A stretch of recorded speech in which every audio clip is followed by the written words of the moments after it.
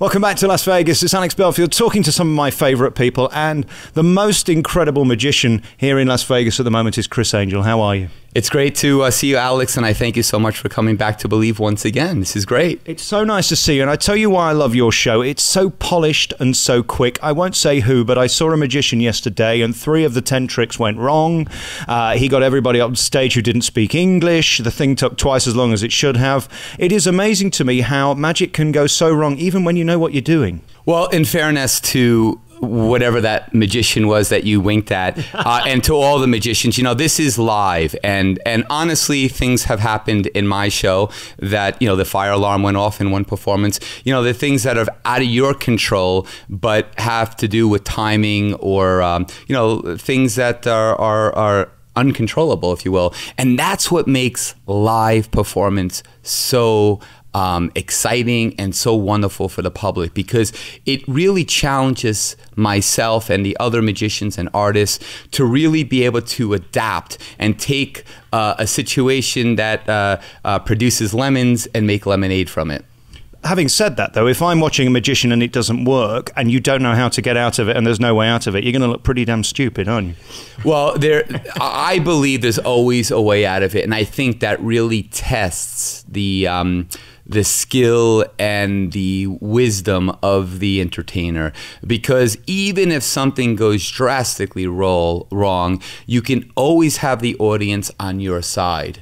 And I think that's the important thing. My success has come not from the illusions and demonstrations that I've done. It's come from the emotional connection that I've had with my audience worldwide.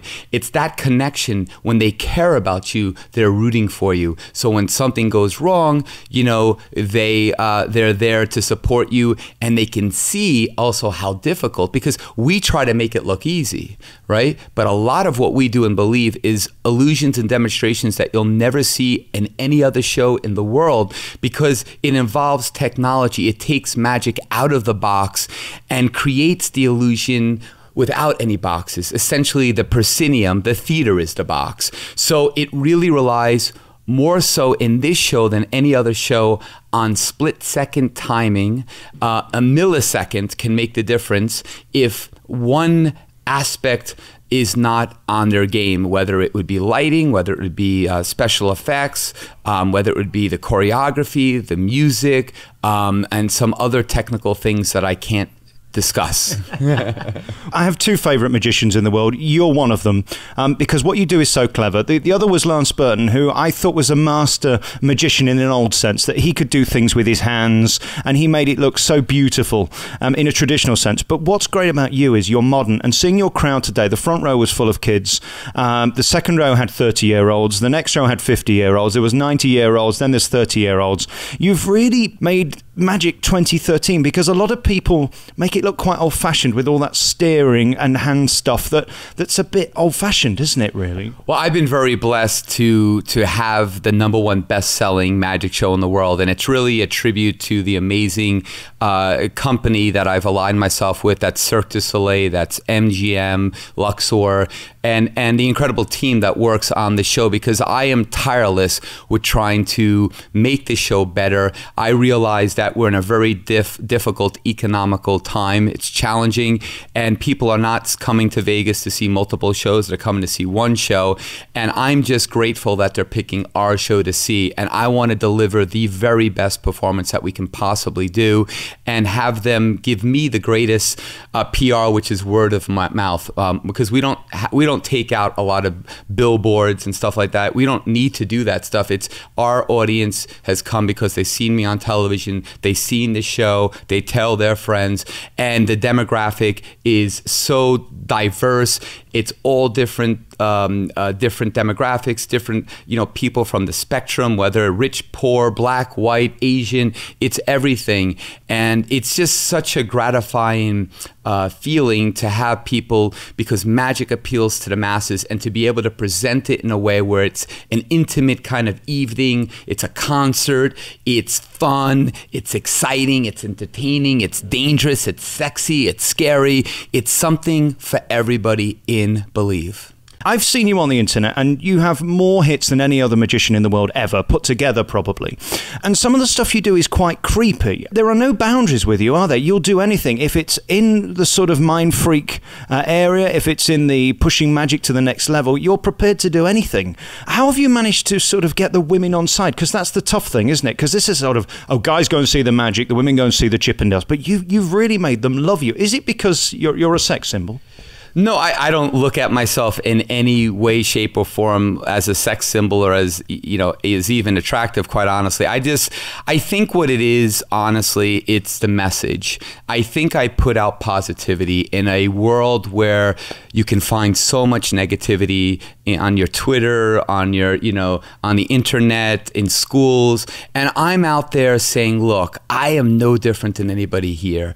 I had a dream. I worked my ass off. I'm living my dream, and you can do it too. I'm not special. I worked hard. And I think my message is to root for everybody to live their dreams and to make the most of their lives. And I think that really has resonated in such a global way for me with my fans that I think, again, it's people rooting for the person that's rooting for them. So, I think people care. And it's interesting because it's about, I think the latest statistics were about 55 to 45 women versus men. So it's pretty close. But I'm so excited about so many of the different things that we're working on right now, which I wish I can tell you about. But there's a big announcement that will be happening this month about the future of my television career. That's all I can say. Okay, why don't you give me the exclusive? It could make me an awful lot of money. I'd love to. I'll make a deal with you as soon as I know when I can say it, because the party that's doing this with me wants to make the announcement, which I respect and understand, and they're paying a lot of money, so I got to respect them. But you've always been such a huge proponent.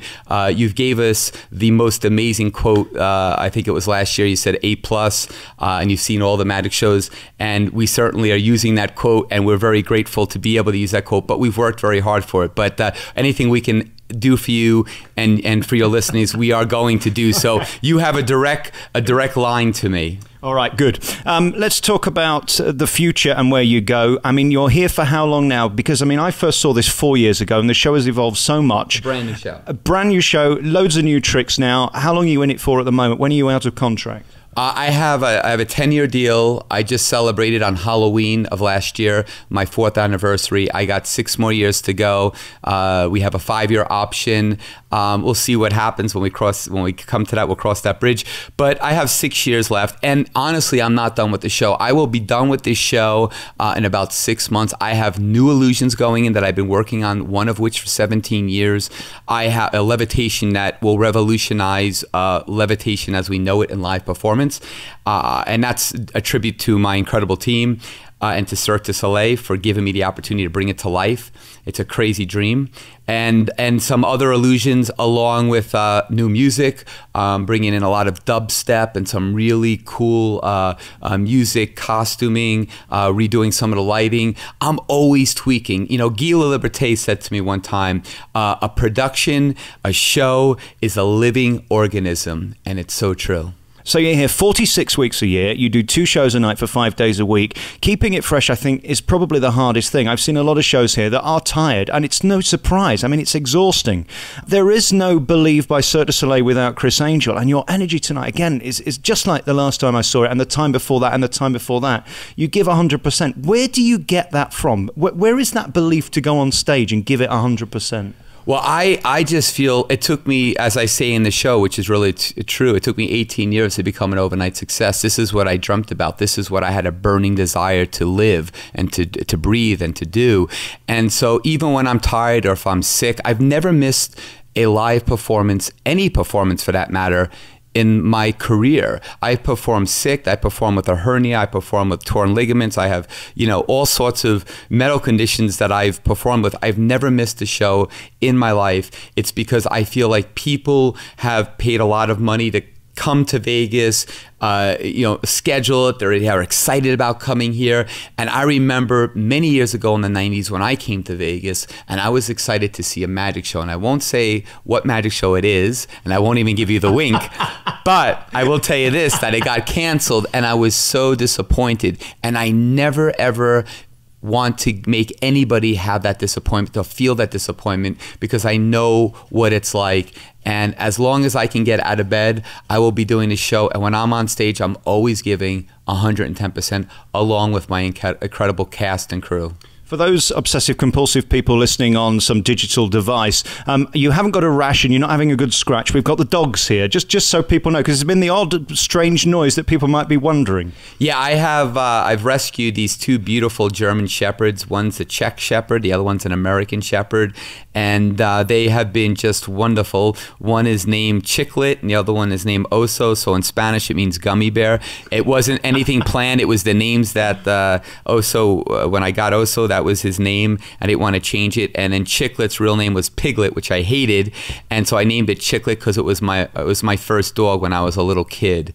So there you have it. So I love animals. They bring me so much joy, and I would encourage, everybody that's listening to this to get your dog spayed and neutered, or if you want an animal, if you want joy in your life and you can afford to do it, don't go to like a local shelter. Chiclet was going to be destroyed in 2 days, and I'm so happy that we were able to save her. She is an amazing dog. There's so many amazing animals out there that need great homes, and you don't have to spend money. You can save a life. And it's great that you've got them here with you, because this is your family, isn't it? I mean, you're probably spending longer here than you are at home. Yeah, I don't. I'm don't have children. These are my children, and they go with me everywhere. So so my animals go with me every day, everywhere I go, and I do spend a tremendous time here at the theater, and anywhere I go, they're there with me. They just, it makes me feel kind of at ease, and it just kind of feels like home.